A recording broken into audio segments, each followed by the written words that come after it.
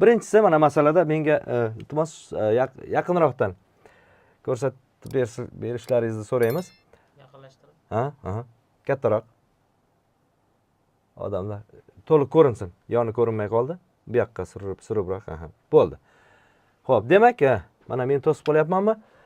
Y teng qavs ichida a plus 1x minus 1 to'g'ri chiziq va y teng ax kvadrat plus bx plus c parabola bilan absissalari x1 teng 2 va x2 teng 3 nuqtalarda. Parabola bilan x1 teng 2 va x2 teng 3 nuqtalarda. Parabola simmetriya o'qi bilan esa ordinatasi 17 taqsim 4 nuqtada kesishadi debdi. Parabola tarmoqlari yuqoriga yo'nalganligi ma'lum bo'lsa, a plus b plus c ni toping debdi. Va b savol qiymatlar sohasini toping debdi. Men parabolani qiymatlar sohasi haqida gap ketyapti. Endi chunki chiziqli funksiyaning qiymatlar sohasi haqida gapirilmaydi, u cheksiz-ku. Tepaga ham pastga ham cheksiz ketgan bo'ladi. Agar to'g'ri yotib qolgan bo'lmasa, qanday qilib topamiz? Mana ozgina men sizga o'sha pauzaga qoldiraman buni. O'zingiz o'ylab ko'ring, nima qilish mumkin mana shunaqa masalada. Bir nechta funksiya, chiziqli funksiya, kvadrat funksiya haqida gap ketyapti. Simmetriya o'qi haqida gap ketyapti. Kesish nuqtalari haqida gap ketyapti. Tarmoqlarning qayoqqa yo'nalganligi haqida gap ketyapti.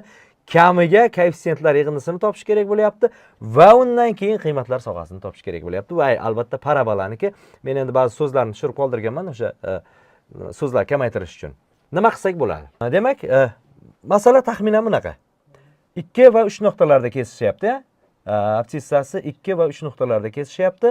Simmetriya o'qi bilan ordinatasi 17 taqsim 4 nuqtada kesishyapti. Endi masalan, mana bunaqa bo'lgan bo'lishi mumkin. Mana parabola, mana kesish nuqtasi mana bunaqa bo'ladigan bo'lsak, aytaylik, mana bu yer birinchi kesish nuqtasi, mana bu yer 2 absissasi, mana buniki 3 bo'lgan bo'lishi mumkin. Mana simmetriya o'qi bilan kesish nuqtasining ordinatasi mana bu joyi 17 taqsim 4 bo'lgan bo'lishi mumkin. Parabola qanaqa ekanligini ham biz bilmaymiz o'zi, umuman faqat o'sha kesish nuqtalari berilyapti. Qanday yechish mumkin degan savolga sizlar bilan birga javob beramiz. Xo'p, sekin-sekin ma'lumotlarni nima qilishni boshlaymiz.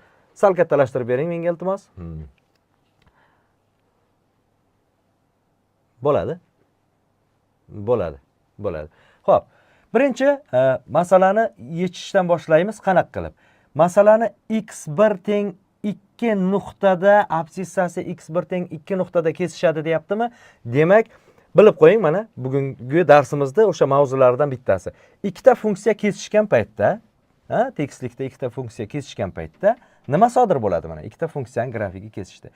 Kesishish nuqtasidagi, mana kesish nuqtasida qaysidir x1 degan nuqtada kesishsa, kesish nuqtasida ularning qiymatlari bir xil bo'ladi, teng bo'ladi. Ikkalasi ham qanaqadir y0 ga teng bo'ladi masalan. Bunisi x1 da 2 ni qo'yganimizda bunisi 7 chiqsa, ikkinchisi ham 7 bo'ladi. Demak, mening mana bu to'g'ri chizig'im y teng a plus 1 x minus 1 bilan y teng mana bu parabolam ikkalasi x teng 2 nuqtada bir-biriga teng bo'ladi. O'rniga qo'yishni boshladim. Parabolaga qo'ydim 2 ni.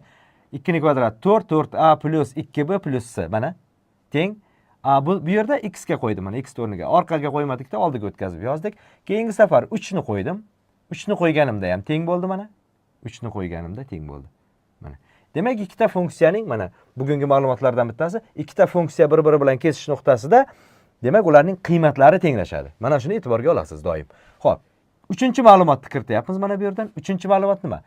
Parabola simmetriya o'qi bilan esa uning ordinatasi y teng 17 taqsim 4 nuqtada kesishadi. Xo'p, parabola simmetriya o'qi haqida gaplashamiz endi sizlar bilan. Buni o'chirib turaman. Parabolaning simmetriya o'qi nima? Endi tajribali matematiklar hozir zerikishni boshlagan bo'lsa kerak, biz buni bilamiz deb, lekin yoshlarimiz ham bor, shular uchun kerakli ma'lumotlar bor bu yerda. Mana parabola. Parabolaning simmetriya o'qi deb uchi orqali y o'qiga parallel o'tgan mana bu chiziqqa aytiladi.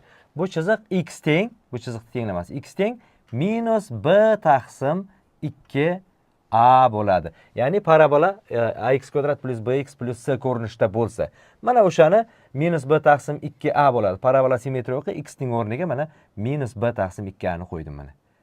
X ning o'rniga minus b taqsim 2a ni qo'yganimizda, minus b taqsim 2a ni qo'ysak, simmetriya o'qi nima bo'ladi? 17 taqsim 4 bo'ladi mana. Minus b taqsim 2a da mana u boyagi to'g'ri chizig'imiz bunday ketuvdi-ku mana. minus b taqsim 2 ni qo'yganimizda mana bu yerdagi qiymat 17 taqsim 4 bo'lyapti. Mana 3 ta tenglama bo'ldi. 3 ta noma'lumli, 3 ta tenglamalar sistemasi. Buni yechishimiz kerak.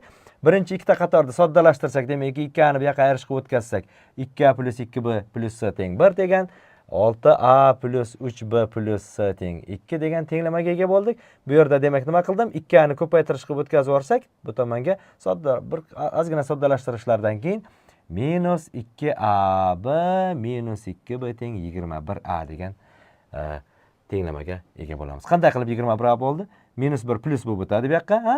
21 taqsim 4 bo'lib qoladi. 4 ni bu yoqqa ko'paytirishga o'tkazib yubordik, 2 ni bu yoqqa ko'paytirishga o'tkazib yubordik. Bo'ldi, bor yo'q shu. Xo'p, keyin endi bu yerdan nima qilaman endi? Ko'tarib bering teparoqqa. Ana endi nima qildik? Birinchi tenglamadan ikkinchi tenglamadan birinchi tenglamani ayirib yuboraman. 6a dan 2a ni ayirsak, 3b dan 2b ni ayirsak b mana 4a plus b teng 1 degan mana tenglamaga ega bo'ldik mana. Ana. Xo'p, bu yerdan b ni topsak nima bo'ladi? 4a ni bu yoqqa ayirishga o'tkazamiz. b teng 1 minus 4a. Va o'shani 3-chi tenglamaga mana bu sal bizning ko'zimizga unchalik chiroyli bo'lmasdan ko'rinayotgandagi b ning o'rniga qo'yib yuboramiz. B ning o'rniga qo'yib yuborsak, mana bu tenglama kelib chiqadi. 8a kvadrat minus 15a minus 2 teng 0 degan tenglama. Soddalashtirganimizdan keyin albatta shunaqa tenglamaga ega bo'lamiz va bu tenglamani endi ishlaydigan bo'lsak nima bo'ladi? Tenglamani, kvadrat tenglamani ishlasak, a ning ikkita qiymati chiqadi. Demak, bittasi a teng 2 degan qiymati chiqar ekan, ikkinchisi minus nima chiqadi? A teng 2 bo'lsa, ikkinchi qiymati demak nima bo'ladi hozir? A teng 2, 8a kvadrat bo'lsa, demak a mana bu YouTube band ekan-ku bu yer. Mana yerga yozamiz. Xo'p. A minus 2 8a plus 1 bo'ladi. Ha? Minus 1 taqsim 8 ekan ikkinchi ildizi. A teng minus 1 taqsim 8. Mana shuni nimaga olmading degan savol tug'iladi. Xo'sh, qani nimaga olmadik? Xo'p, a teng minus 1 taqsim 8 da nima uchun javob sifatida olmayapmiz? Faqat a teng 2 ni olyapmiz. Mana shuni ochib ketishimiz kerak. Ha? Buning uchun biz orqaga qaytishimiz kerak. Buni sal kichiklashtirib beringchi, ko'rinsin savol qismi. Savol qismi bo'ldi. Qarang. Parabola tarmoqlari yuqoriga yo'nalgani ma'lum bo'lsa degan gap bu nimani anglatadi? A ning musbatligini anglatadi. Faqatgina a musbat bo'lgan holatdagina parabola tarmoqlari yuqoriga qaraydi.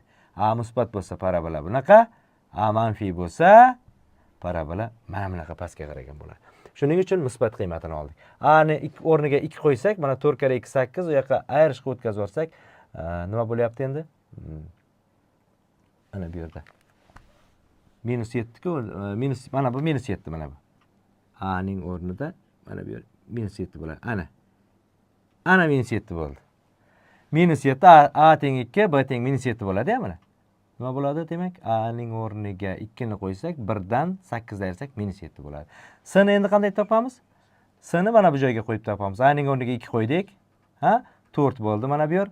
B ning o'rniga minus 7 qo'ydik. Minus 14. 4 dan 14 ni ayirsak 10.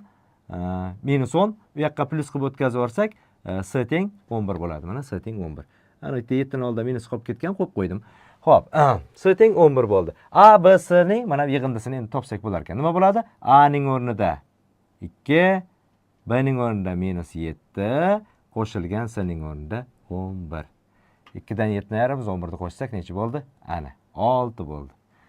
Masalaning birinchi qismi hal bo'ldi. Ikkinchi qismga o'tamiz. Qiymatlar sohasini toping. Mana bu yerda ham demak nima ma'lumot berilyapti? Parabolaning qiymatlar sohasi qanday topiladi? Parabolaning qiymatlar sohasi 2 xil topiladi. 2 xil. Parabola boyaga aytganimizdek yuqoriga qaragan bo'ladi yoki parabola pastga qaragan bo'ladi.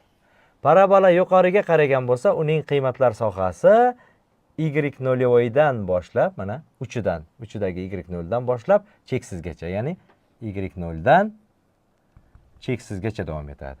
Parabola pastga qaragan bo'lsa, uning qiymatlari to minus cheksizdan to y0 gacha bo'ladi. Demak, qiymatlari minus cheksizdan y0 gacha bo'ladi. Y0 ham kiradi.